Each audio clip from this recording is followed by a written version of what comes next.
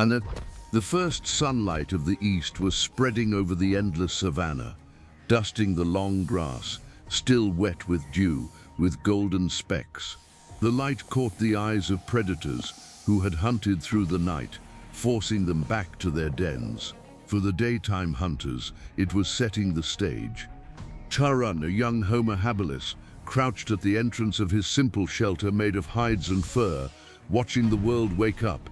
His nostrils flared, taking in the damp, earthy morning air. Every smell, every sound, every tiny movement was a message he had to read to survive. His hands rested on a flint tool he had carefully shaped the night before for its sharp edges. This tool was his and his tribe's greatest advantage in a ruthless world. He stood, not tall but strong and agile.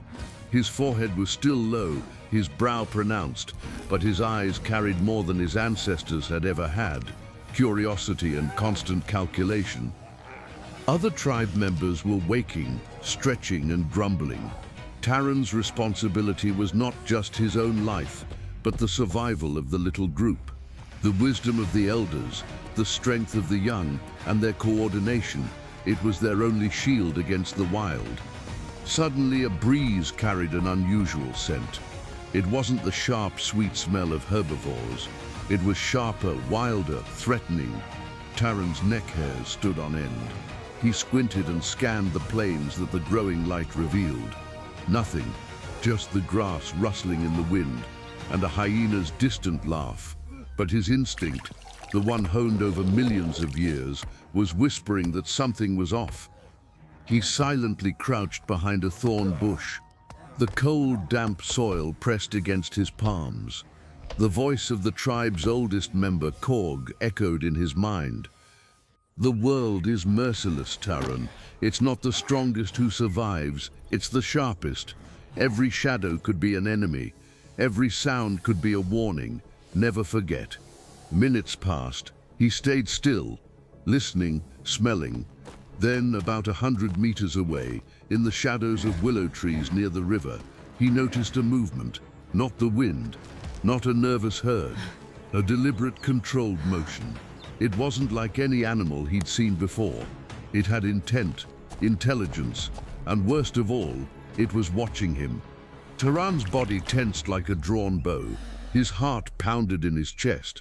Running felt instinctual, but blind fleeing meant death.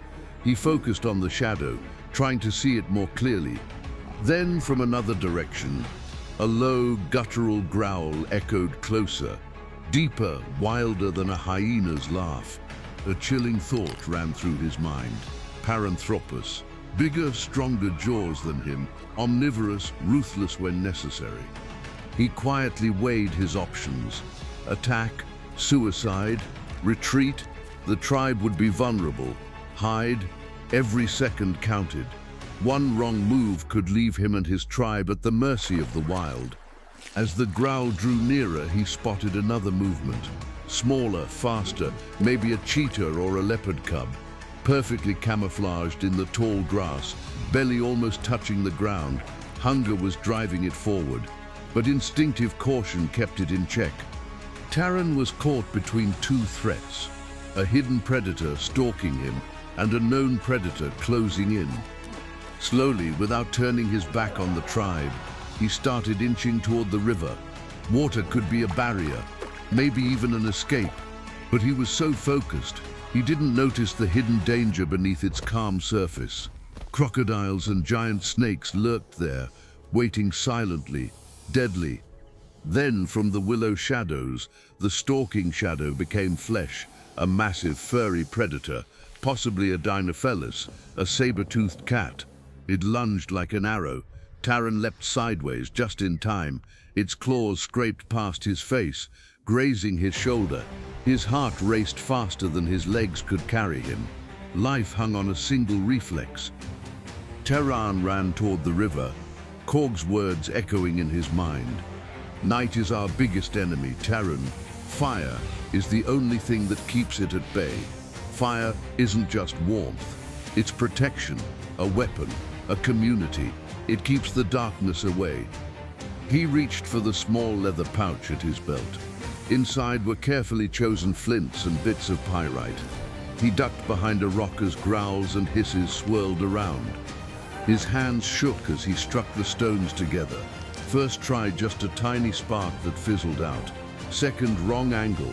Third, fourth, panic was creeping in. Then on the fifth strike, a sharp, bright spark landed on the dry moss pile he had prepared. A thin wisp of smoke rose.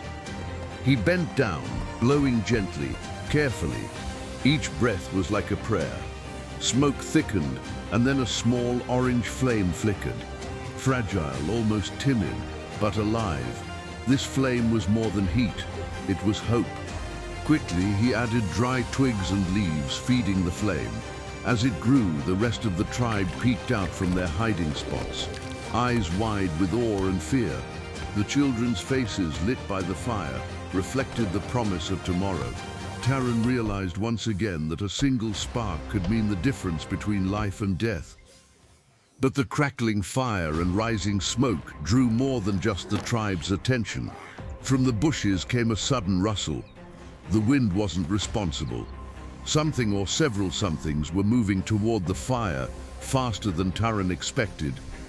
"Everyone get together, form a circle," Taran shouted, his voice tense but steady.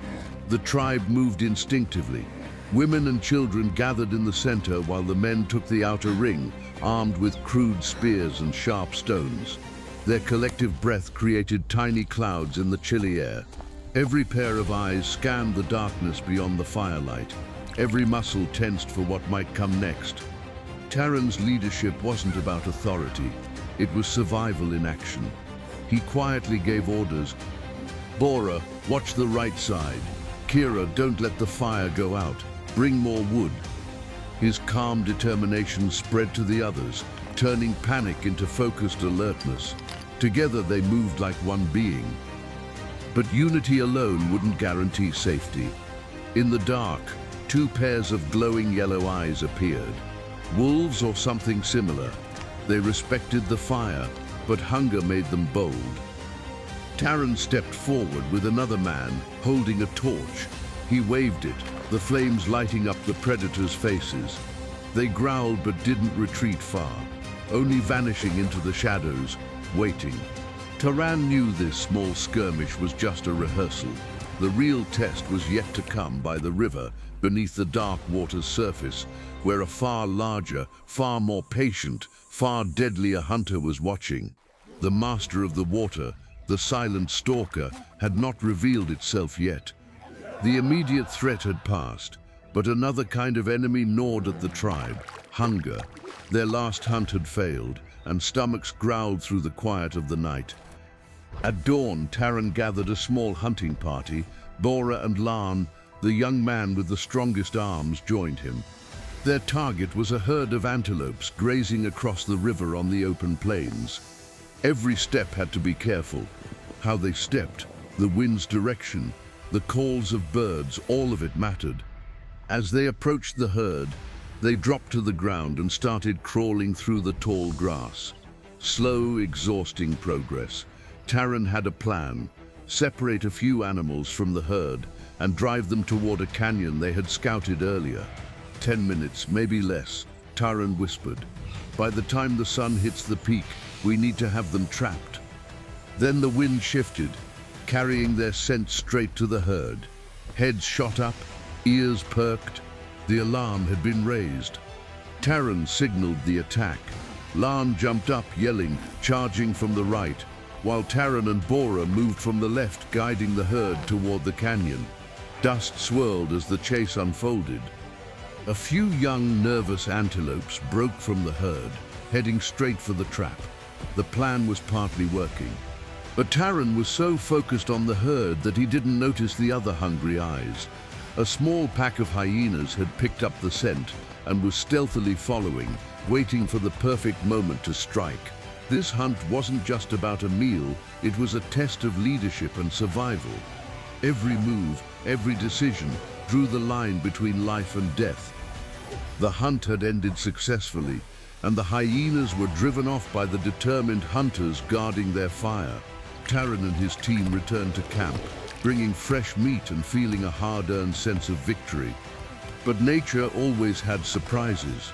On the western horizon, massive dark clouds began to gather. The sky grew heavy, thick with electricity and humidity. In the distance, rumbles of thunder rolled over the plains. The wind suddenly picked up, throwing dust and small rocks into the air, stinging their eyes. Then came the rain, not a gentle drizzle, but a torrential downpour, as if the sky itself had split open. The fire hissed and went out in an instant, snuffing out warmth and hope. The tribe scrambled, seeking shelter under rocky outcrops and whatever flimsy cover they could find. Taran's muscles ached from the hunt, and now from the frantic dash to safety. Their wet hides chilled them, but his mind never stopped. He pushed the elders and children forward, giving them the best cover. The storm was another test, a challenge of endurance, adaptability, and once again leadership. The rain fell so hard that visibility dropped to just a few feet. Then, cutting through the roar of the wind and the pounding of water, a high, terrified scream pierced the storm. Korg's granddaughter, little Mira, had slipped on the wet rocks and was sliding toward the raging, foam-filled river. Her small hands clawed at the slick stones, desperate to hold on. Everything happened in an instant. Taran didn't hesitate. Fatigue, fear, it all vanished. There was only action. He lunged across the slippery ground toward Mira's screams. Rain pelted his face, and the slick rocks made each step a fight for grip. He reached for her tiny wrist just as she slipped over the edge. His other hand latched onto a rock, anchoring himself. Pain shot down his shoulder as his body twisted to counter the pull of gravity and water. Lan and Bora came rushing, grabbing him by the waist and helping him drag both Taran and Mira to safety. Covered in mud, gasping for breath, they collapsed together. Mira, trembling, clung to her mother's arms. She was shaken but alive. Taran's chest heaved. Even the strongest leader feels fear, but courage is acting despite it. That single moment of bravery forged an invisible bond of trust and awe between him and his tribe. They saw him not just as a leader, but as a protector, a family member. Yet this dramatic rescue was a warning. The storm hadn't just brought rain. It had raised the river, swelling it with muddy, violent waters, and in those waters the hidden predator lay in wait. The crocodile, pushed from its usual hunting grounds, now lurked, ready to strike anything unlucky enough to drift into its path. Nightfall and the storm had become its perfect cover. Night had fallen, and the storm finally eased. Stars twinkled in the cleared sky. The tribe huddled together, shivering and scared. Around the small fire Taran had rekindled, the flickering flames lit up their faces, revealing fear, exhaustion, and relief. Then a ripple in the river, quiet but unnaturally large. The water parted, and a massive shape emerged from the darkness.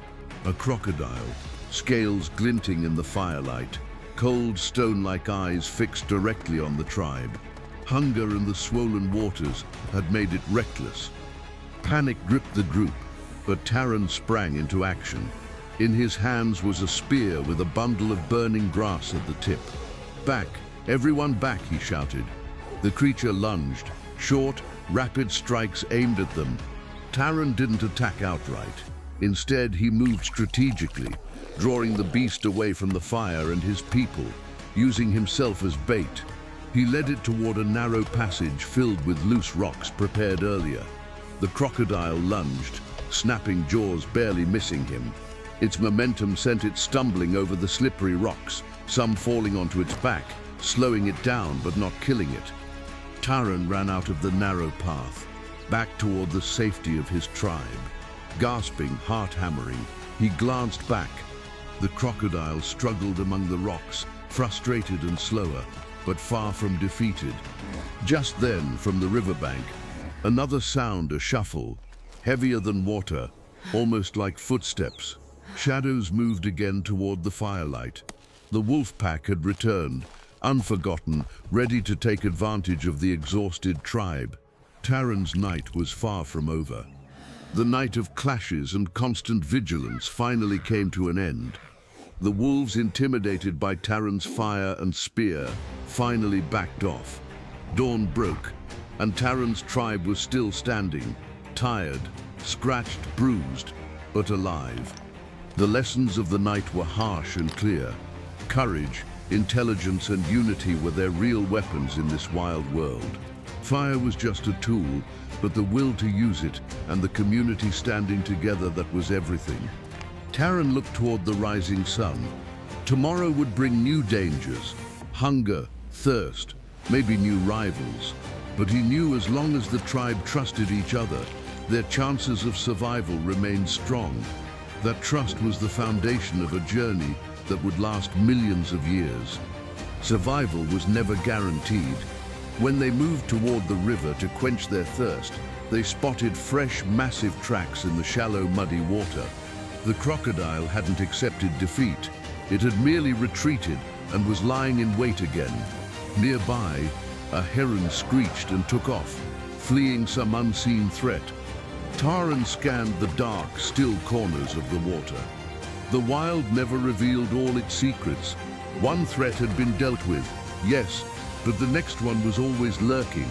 Taran gripped his spear tighter and guided the tribe a bit further from the water, toward safer ground. The struggle wasn't over. It was only postponed, and Taran was ready for it.